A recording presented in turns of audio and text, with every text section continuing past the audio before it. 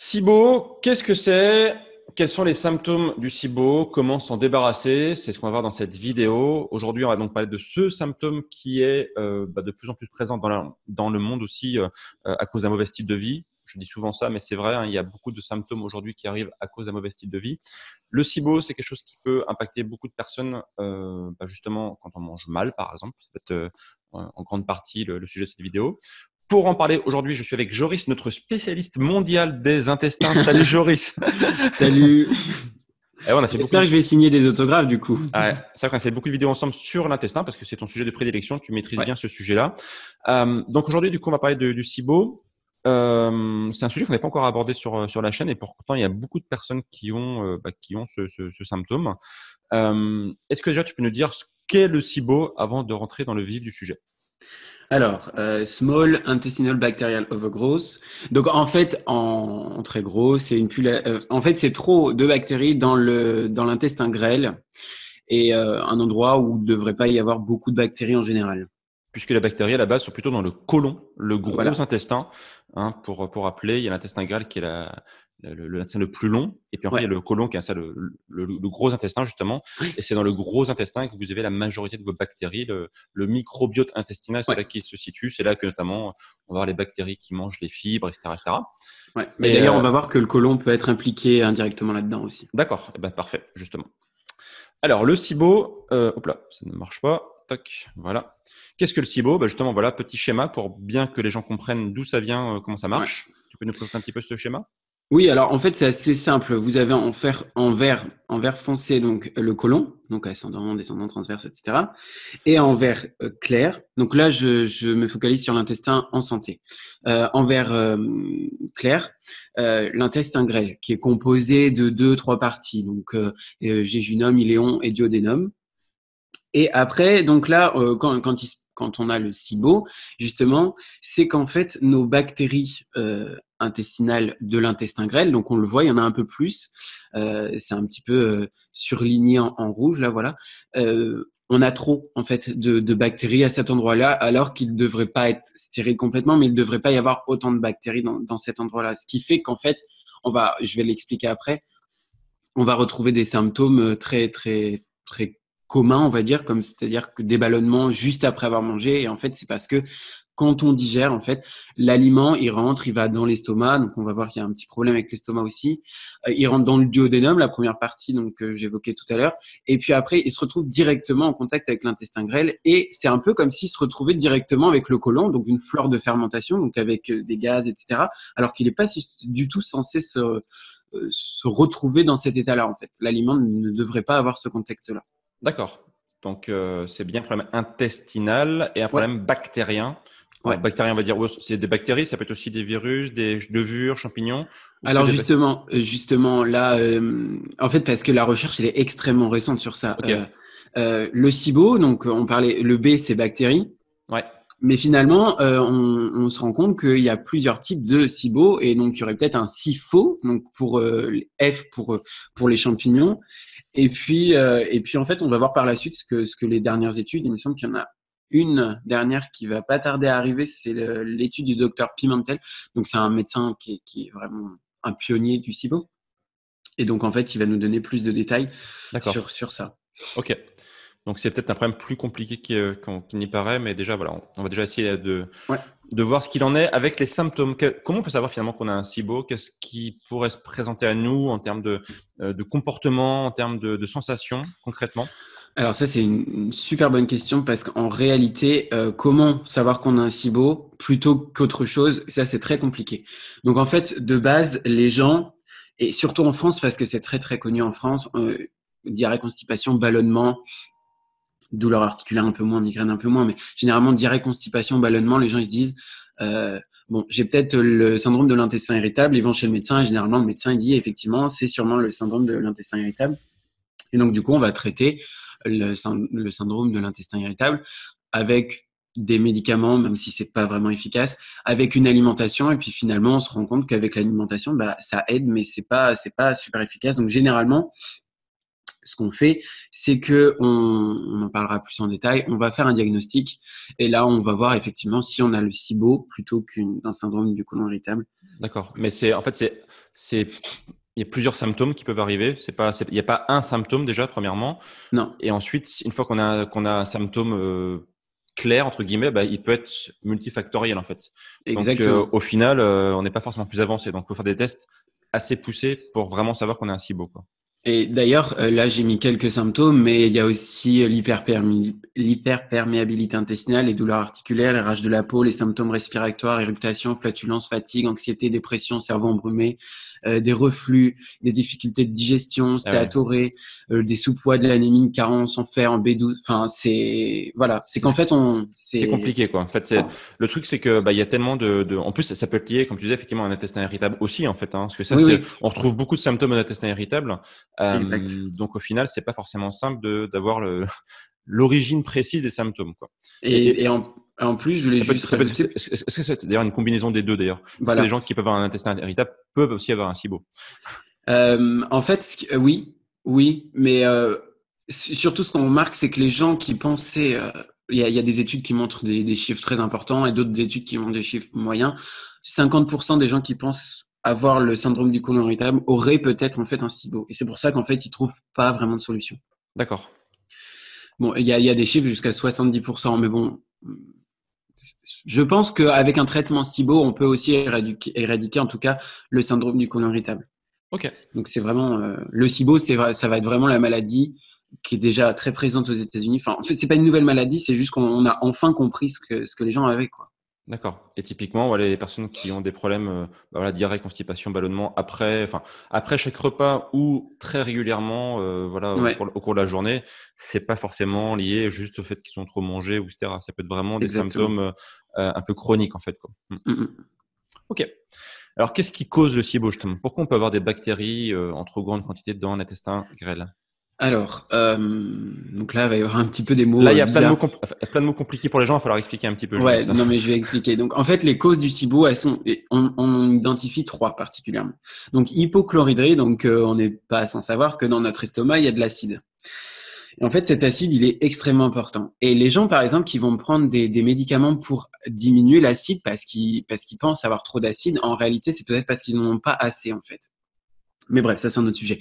Donc, quand on n'a pas assez d'acide, en réalité, ce qui se passe, c'est que on autorise, en quelque sorte, la biodiversité microbienne à se développer, ou au moins à être capable de se développer plus tard.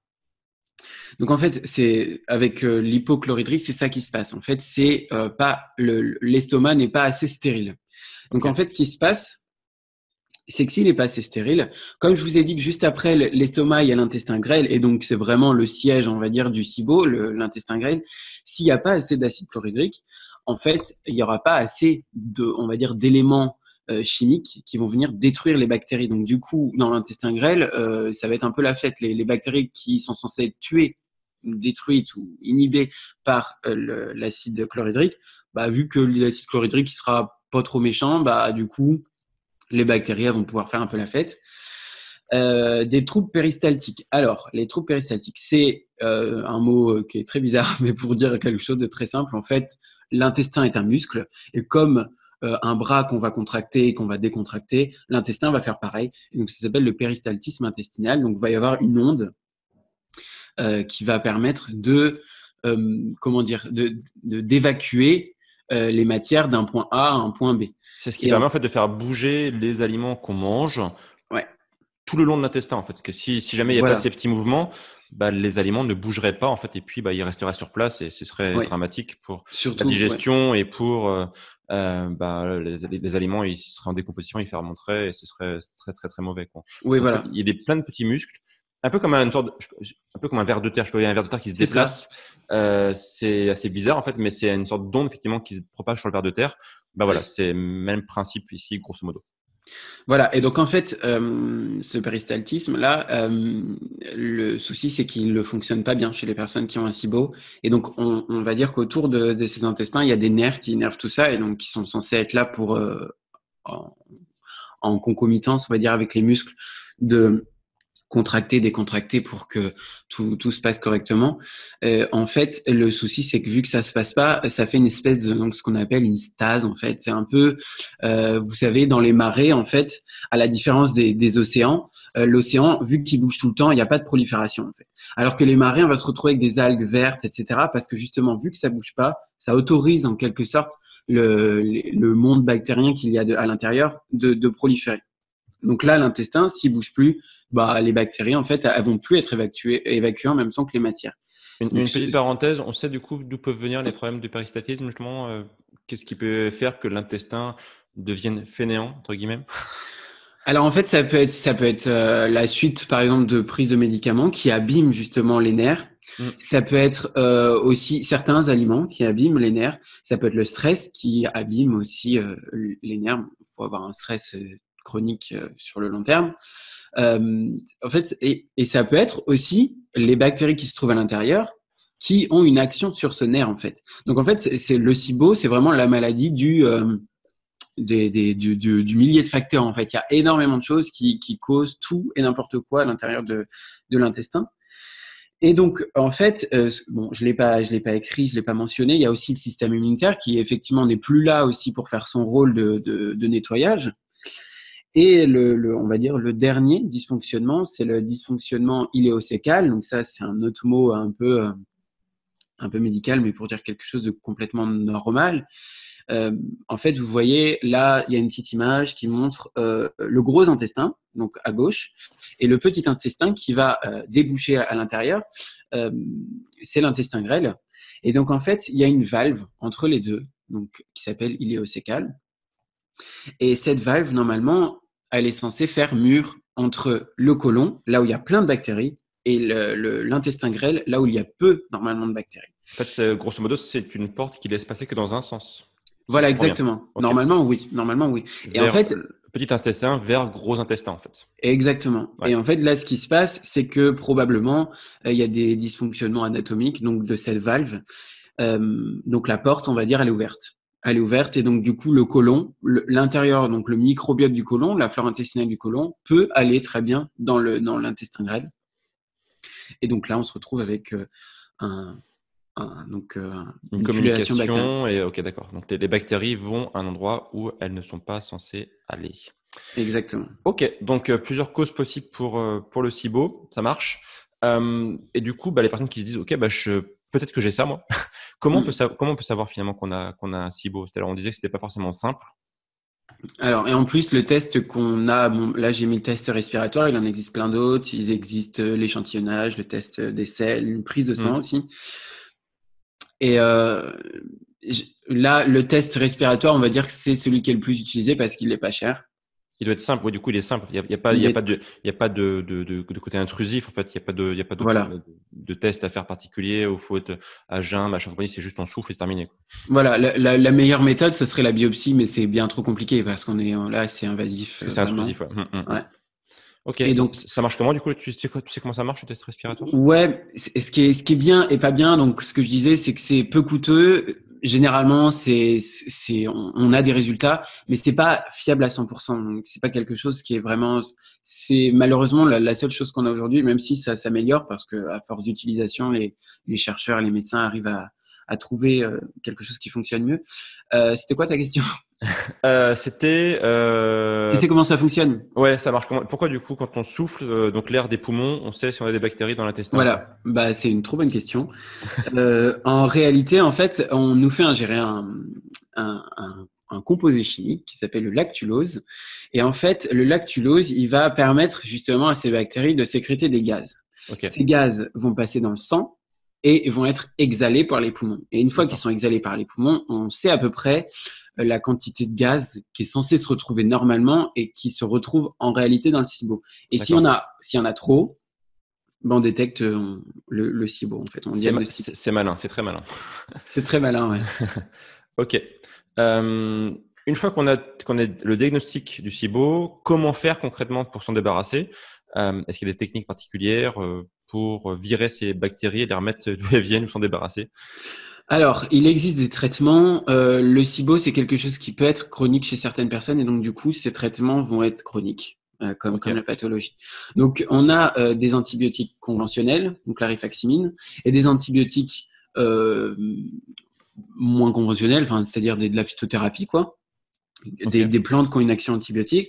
Et donc, on a une étude très intéressante en 2014 qui a montré que la rifaximine, donc le médicament, avait au moins la même efficacité, donc c'est-à-dire la même action thérapeutique que les antibiotiques à base de plantes ou à base d'huile d'essentiel. Donc ça, c'est une bonne chose parce que ça veut dire que si la rifaximine ne fonctionne pas, on peut basculer sur quelque chose de phytothérapeutique et à l'inverse, on peut le faire également. Et donc voilà. Donc il y a les huiles essentielles, comme je disais, qui peuvent avoir une action antibiotique. Est-ce que Parce tu qu'en as fait, des noms d'huiles essentielles en particulier, en fait, certaines huiles? ouais. Donc le thym, par exemple, Ok. l'origan, ça peut être utilisé. Euh, L'huile de menthe poivrée peut être utilisée aussi.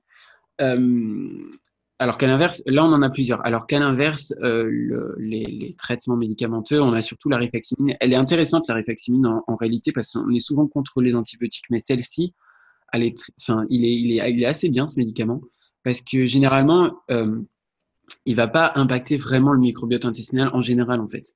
Donc D'accord. c'est vraiment l'un des antibiotiques qu'on pourrait rêver en général dans la médecine moderne aujourd'hui, c'est que c'est un très bon médicament puisqu'il il n'apporte pas vraiment énormément d'effets secondaires et qu'il va vraiment être vraiment très utile.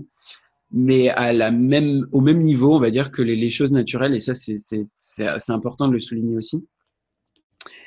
Et donc ça, Ok. c'est pour la partie traitement vraiment de fond. Vraiment, on va apporter quelque chose d'antibiotique, de destruction Là, c'est un peu en mode curatif extrême, en fait, voilà. quoi. Petite parenthèse, les antibiotiques, ils n'ont pas un effet délétère, justement, sur les bonnes bactéries de l'intestin, du côlon, en fait, au final? Pas vraiment, pas vraiment. Non? La rifaximine, c'est justement son intérêt, c'est que c'est pas un antibiotique extrêmement fort en fait. C'est D'accord. un antibiotique qui va se comporter un peu comme une plante en fait. Il va être là, mais bon, évidemment, il va forcément faire des dommages collatéraux. Mais les plantes également en fait. C'est pour ça que les gens qui ont tendance à prendre souvent des huiles essentielles et de la phytothérapie, donc des plantes, ont tendance à se dire, bon, c'est naturel, mais c'est un impact. Les huiles essentielles ont vraiment un impact thérapeutique Hmm. fort. Et ça dépend quel usage, mais ça a un impact. Donc, il ne faut pas les surconsommer de la même manière que les antibiotiques conventionnels. Alors, Donc, une petite parenthèse, Ouais, c'est parce qu'on dit que c'est naturel que c'est forcément bon pour la santé, hein. Il y a des champignons, exactement. vous en mangez une fois, vous mourrez. Oui, L'arsenic, c'est naturel, pourtant vous en prenez, vous êtes mort, quoi. exactement. Donc, Voilà, faut se méfier. Naturel n'est pas forcément égal à forcément bon pour la santé. exactement. Ok. Et Ceux qui ont vu Into the Wild, le film, comprendront. oui, oui, c'est vrai.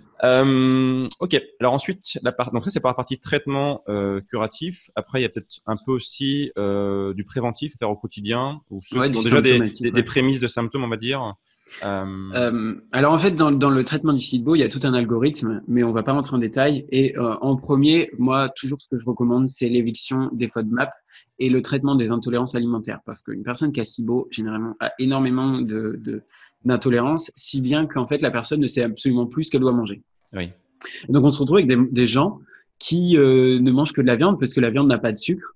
Et donc, il existe un peu des thérapies à base d'alimentation, on va dire carnivore, plus des jus de légumes, donc du coup pour essayer d'enlever toutes les fibres et tout. Sur le long terme, on ne sait pas ce que ça donne. Sur le court terme, effectivement, ça donne des résultats. Donc effectivement, on n'a plus vraiment de ballonnement, etc. parce que justement, il y a plus de sucre, donc Ouais. il y a plus d'émissions de gaz par les bactéries. On voit beaucoup de gens qui disent ouais, j'ai fait le régime carnivore, du coup ça va beaucoup mieux, ma santé s'est Ouais, améliorée, j'ai plus de problèmes digestifs. En fait, c'est pas le régime carnivore en tant que tel qui ouais. a permis de retrouver la santé, c'est juste qu'on a évité des aliments qui posaient problème en fait. Voilà. Bon, après, sur le long terme, je sais pas ce que ça donne, hein. À ma connaissance, j'ai pas vu d'études qui disaient qu'au bout de 10 ans, une personne était super en santé après avoir mangé Bah, des après, de toute façon, légumes. là, il n'y a pas trop de choix. Des... Il faudrait idéalement pouvoir avoir un suivi, un analyse de sang, etc., pour Exactement. voir un peu quelles sont les conséquences sur la santé d'avoir un régime carnivore sur le long terme, en fait. Exactement. Mais en tout Mais cas, sur le court terme, ça peut aider. Clairement, les gens qui ont des oui, problèmes de SIBO peuvent tester le régime carnivore pendant quelques semaines, par exemple, pour calmer les symptômes, quoi. Ça va au moins calmer les symptômes. Le souci, c'est que bon, je le recommande pas forcément parce que je sais même pas moi-même où ça peut conduire la personne. Et bon, généralement, les gens le font d'eux-mêmes parce que en fait, c'est qu'ils ont plus vraiment le choix, quoi. Ouais. S'il y a pas de traitement, là, s'ils sont pas pris en charge par que ce soit un naturopathe ou quelqu'un qui est formé dans le domaine du SIBO ou un médecin, parce que bon, il y a très peu de médecins en France, mais il y en a certains. Bah, les gens, ils font un peu comme ils peuvent, quoi. Donc oui, c'est vrai ils peuvent finir avec un régime carnivore, qui est un régime qui est enfin assez monotone, quoi. En fait, au final, c'est un peu comme si vous mangez que des légumes tout le temps ou que des fruits. C'est un peu comme ouais les régimes frugivores ou à base de légumes. C'est assez monotone. Au final, on s'ennuie. C'est pas enfin voilà, c'est des régimes à long terme qui sont pas forcément très intéressants, quoi. Ok. Donc, juste une petite parenthèse, les FODMAP, pour les gens qui ne connaissent pas, tu peux réexpliquer en 10 secondes ce que c'est? Bah en fait ça va être tous les sucres hein, qui vont se Parce que donc les c'est FODMAP, il y en a vraiment partout, en fait. C'est à oui, peu près. voilà, c'est fructose, oligosaccharides, disaccharides, monosaccharides, N-polyol. Voilà, c'est des sucres. En fait, D'accord. c'est tout un tas de sucres qu'on retrouve vraiment beaucoup euh, dans les choux. Par exemple, les gens savent en général, ouais, le chou ça fait péter. En fait, c'est parce qu'il y a des FODMAP dedans. Le chou, qu'est-ce qu'il peut y avoir un peu dans les avocats, dans les artichauts. Les tomates, Voilà, en fait, il y en a partout. voilà, il peut y en avoir partout. Et effectivement, voilà, c'est pour ça que les gens finissent avec un régime un peu carnivore, c'est qu'il n'y en a pas du tout dans la viande. Et donc voilà. Donc en fait, l'éviction des FODMAP, ça ne veut pas dire que si on évite les FODMAP, on ne mange que de la viande, parce qu'il y a plein d'aliments qui sont très pauvres en FODMAP, et ça reste des légumes. En fait, par exemple, le chou kale, c'est un chou, mais il n'est pas forcément riche en FODMAP. Les épinards non plus. Ok. Et, euh, et donc Et voilà. concernant les intolérances, du coup, rapidement aussi pareil. Donc là, on voit, il y a le gluten, les produits laitiers. Ça peut favoriser aussi le développement du SIBO, ça? Ça l'entretient plus que ça le favorise en fait. D'accord. Par exemple, le gluten, bon, de toute façon, une personne qui a des problèmes intestinaux, généralement le gluten et les produits laitiers ils sont au moins à éviter quelque temps pour voir s'il y a quelque chose. En fait, c'est pas pour embêter la personne, c'est qu'on a remarqué que très souvent, et puis c'est prouvé que ces deux produits-là, donc gluten, donc, qui se retrouve essentiellement dans le blé, et les produits laitiers, en réalité sont source d'allergie très souvent. Ok. Les nightshade, donc en français c'est les solanacées, Oui. donc les tomates, les aubergines, etc. Bon, ça arrive chez certains et ça arrive pas chez d'autres, donc faut tester aussi. Là c'est un poisson, donc c'est pour signifier surtout l'histamine, parce que généralement les personnes qui ont du trouble, des problèmes de SIBO peuvent avoir une intolérance à l'histamine, mais aussi des allergies aux crustacés ou des choses comme ça. Il peut y avoir les œufs aussi, enfin il y en a plein, donc c'est pour ça qu'il faut généralement être suivi quand on a le SIBO. Ok. Justement, si vous voulez, en fait, vous tester un peu votre intestin pour voir si vous pourriez éventuellement avoir le SIBO ou d'autres désordres intestinaux. On a un document très complet qui s'appelle donc Tester votre microbiote intestinal, donc qui comporte la partie microbiote et la partie intestinale. Ouais. C'est un test assez simple que vous allez Mm, pouvoir, voilà, c'est quelques questions en fait par rapport à votre des symptômes que vous pourriez éventuellement avoir. N'hésitez pas à le télécharger, en fait, il est en description de la vidéo et du coup, bah, vous pourrez voir assez rapidement pour voir quel est l'état de santé de votre intestin. Alors, c'est pas un test médical, hein, c'est un test, on va dire, simple, qui ouais. peut être un premier jet déjà pour voir si vous avez, vous, un intestin en bon état. Donc, c'est Jory justement qui l'a créé, ce test. Mm, N'hésitez pas à aller le voir, à le télécharger et on vous enverra d'ailleurs par la suite des recommandations pour prendre soin de votre intestin et retrouver un intestin en bonne santé. Et très prochainement, d'ailleurs, on parlera beaucoup plus en détail du SIBO, car c'est un sujet que voilà, on est en train de se former à fond dessus actuellement. Donc, vous allez voir, mm. on va en parler de plus en plus. Merci en tout cas, Joris, Bah, merci à toi. pour ces informations. Encore une fois, n'hésitez pas à télécharger le document de Joris, le test en description de la vidéo pour voir si votre intestin est en bon état. Nous, du coup, on se retrouve très bientôt pour d'autres vidéos sur l'intestin, par exemple, et on verra tout ça en détail dans les prochaines vidéos. Et puis, bah, d'ici là, bien sûr, prenez soin de vous. Ciao, salut Joris. Salut.